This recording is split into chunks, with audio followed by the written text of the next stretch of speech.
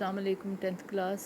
आज हम unit number 2 exercise number 2.2 जो कि आपकी टेक्स्ट बुक के पेज नंबर 25 पे है, उसका हम पार्ट नंबर 2 सॉल्व करने जा रहे हैं। पार्ट नंबर 2 में देखें हमारे पास क्या दिया हुआ है 64। क्वेश्चन नंबर 1 का पार्ट 2 64 दिया हुआ है।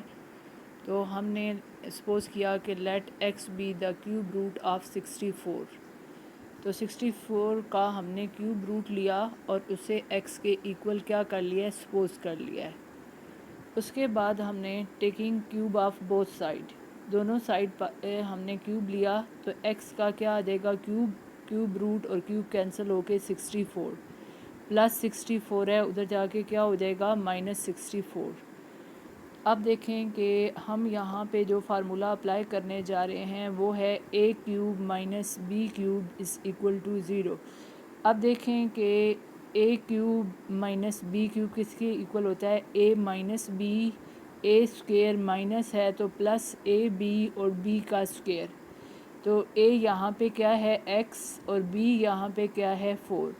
उस फार्मूले के तहत हमने इसको खोला और इस तरह हमारे पास इस एक्सप्रेशन या इस इक्वेशन के दो फैक्टर्स आ गए। ठीक है, एक फैक्टर आपके पास ये है और एक फैक्टर आपके पास ये है और each one is equal to zero, यानी कि आप इसको ज़ीरो के इक्वल ले लें और इसको भी ज़ीरो के इक्वल ले लें। जब हम इसे ज़ीरो के इक्वल लेंगे तो -4 है, उधर जाके क्या हो जाएगा +4। तो ये 64 का एक रूट आ गया, यानी कि 64 का क्यूब रूट जब हम लेने जा रहे हैं तो एक रूट क्या आ जाएगा, 4 आ जाएगा।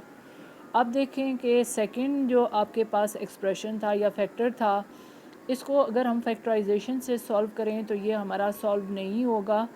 हम इसको क्वाड्रेटिक फार्मूला से सॉल्व करने जा रहे हैं। उसके लिए एक्स स्क्वायर का कोएफिशिएंट 1 और b आपके पास 4 और c कितना है आपके पास 16। तो अब आप इस पर क्या करेंगे, क्वाड्रेटिक फार्मूला अप्लाई करेंगे। तो ये देखें कि बाय यूजिंग क्वाड्रेटिक फार्मूला आपके पास क्या आ जाएगा, क्वाड्रेटिक फार्मूला क्या है, -b plus minus √b square minus 4ac और होल के नीचे क्या है, डिवाइड हो रहा है 2a। तो अब a b c की वैल्यू आप पुट करिए। b की जगह क्या आ जाएगा 4 और a की जगह 1 और c की जगह हम क्या पुट करेंगे 16 पुट करेंगे। अब देखें कि b तो -4 आ जाएगा और यहाँ 4 4 ज़ार आपके पास कितने आए 16 और यहाँ पे 16 4 ज़ार कितना हुआ 64। तो अब देखें कि 64 नेगेटिव है और 16 पॉजिटिव है। 64 में से आपने 16 सब्ट्रैक्ट किया तो -48, तो आपके पास -48 आ गया। तो आप इसके फैक्टर्स बना सकते हैं 16 3 ज़ार, तो प्लस माइनस माइनस 48 आ जाएगा। आप -48 को यूँ लिखें या 16 इंटू -3 लिखें। अब 16 देखें हमने क्यों लिखा है, क्योंकि ये परफेक्ट स्क्वायर है, ये स्क्वायर रूट से बाहर आ जाएगा। कैसे कि 4 का स्क्वायर होगा, स्क्वायर और स्क्वायर रूट कैंसिल होके 4 क्या आ जाएगा बाहर, और आपके पास क्या रह जाएगा अंडर रूट के अंदर -3 रह जाएगा। अब यहाँ से आप ऐसा करिए कि 4 कॉमन निकाल लीजिए। 4 जब आप कॉमन निकालेंगे तो आपके पास जो फॉर्म बनेगी वो बनेगी -1 प्लस माइनस √-3 डिवाइडेड बाई 2। तो ये आपके माइंड में होगा कि ये कम्प्लेक्स रूट ऑफ यूनिटी आ जाएगा, यानी ये जो दो रूट्स हैं इनमें से एक ओमेगा और एक क्या हो जाएगा ओमेगा स्क्वायर। आपको याद है कि पहले लेक्चर्स में मैंने आपको बताया था कि ये कम्प्लेक्स रूट ऑफ यूनिटी होते हैं, उनमें से किसी एक को ओमेगा और किसी एक को आसानी के लिए ओमेगा स्क्वायर सपोज किया जा सकता है।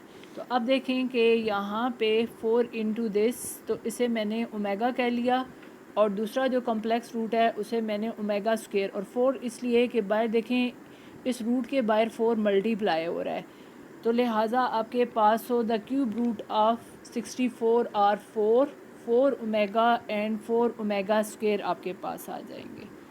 क्यूब रूट जो है ना किसका 64 के 3 आ जाएंगे। पहला है आपके पास 4, दूसरा है 4 ओमेगा और तीसरा आपके पास क्या है 4 ओमेगा स्क्वायर। इस तरीके से आप बाकी पार्ट भी इस क्वेश्चन के सॉल्व कर सकते हैं।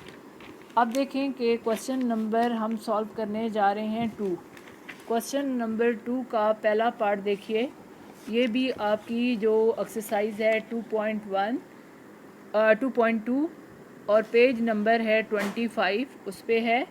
देखिए इसका पहला पार्ट है क्वेश्चन नंबर 2 का पहला पार्ट 1 माइनस ओमेगा स्क्वायर और होल पावर क्या है आपके पास 7। तो अब देखें इसे हम कैसे सॉल्व करेंगे कि अगर इन दोनों टर्म का माइनस हम कॉमन निकाल लें तो ये दोनों टर्म क्या हो जाएंगी, पॉजिटिव हो जाएंगी। तो आपके पास है कि 1 plus omega square is equal to 0। तो अगर हम ओमेगा और प्लस ओमेगा स्क्वायर को इधर ही रहने दें तो 1 उधर जाके क्या हो जाएगा, -1। ये 1 उधर जाके क्या हो जाएगा, -1। यानी ओमेगा और ओमेगा स्क्वायर को आप रिप्लेस कर सकते हैं -1 से। तो देखें कि यहाँ ओमेगा प्लस ओमेगा स्क्वायर को मैंने -1 से रिप्लेस कर दिया।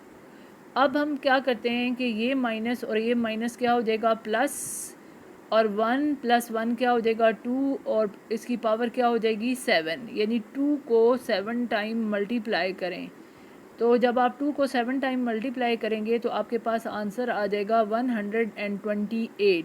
ये हमने इसको एवेल्यूएट कर लिया, यानी इस एक्सप्रेशन की वैल्यू हमारे पास कितनी आ जाएंगी, 128। तो इसके लिए जो हमने प्रूफ किया था कि जो तीनों आपके पास रूट हैं यूनिटी के, क्यूब रूट ऑफ यूनिटी जो होते हैं उनका सम किसके इक्वल होता है, 0 के इक्वल। आप इसको भी इस्तेमाल कर सकते हो, आप ओमेगा क्यूब जो है ना इक्वल टू 1 को भी इस्तेमाल कर सकते हो ज़रूरत के मुताबिक। अब देखिए कि इसी क्वेश्चन 2 का पार्ट 4 हम सॉल्व करते हैं, जो कि आपके पास है 2 + 2 ओमेगा - 2 ओमेगा स्क्वायर, और दूसरा है 3 - 3 ओमेगा + 3 ओमेगा स्क्वायर। अब देखें कि यहाँ से 2 आप कॉमन निकाल लें और यहाँ से आप 3 कॉमन निकाल लें।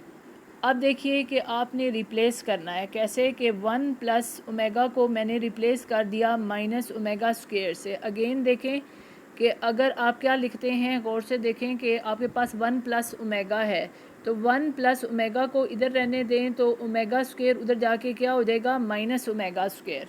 तो ये देखें कि मैंने 1 + ओमेगा को रिप्लेस कर दिया ओमेगा स्क्वायर से, और ओमेगा स्क्वायर पहले से था तो -ओमेगा स्क्वायर और -ओमेगा स्क्वायर दैट्स मीन ये 2 टाइम हो जाएंगे, ठीक है ना, नेगेटिव साइन आएगा। और अब यहाँ पे देखिए कि मैंने इसको थोड़ा सा अरेंज किया है कि ओमेगा स्क्वायर को मैंने इधर लिख दिया और -ओमेगा को इधर, ताकि मैंने इजीली रिप्लेस कर सकूं।